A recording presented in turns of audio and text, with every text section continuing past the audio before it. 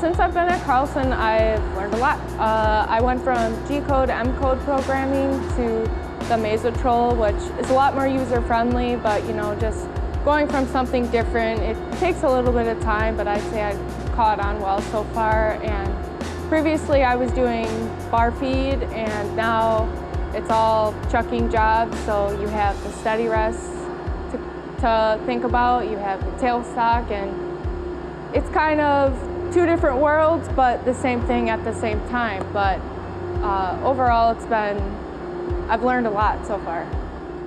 The training at Carlson too has been one of a kind. The guys here are very thorough and very helpful. I feel like if I have any questions, I can simply ask. The training also too has led me to do things in a different way and view things differently. So that's been helpful.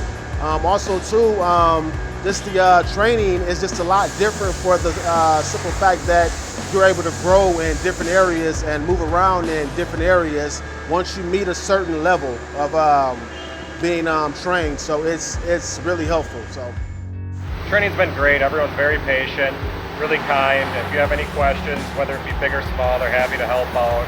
Just really nice, friendly people.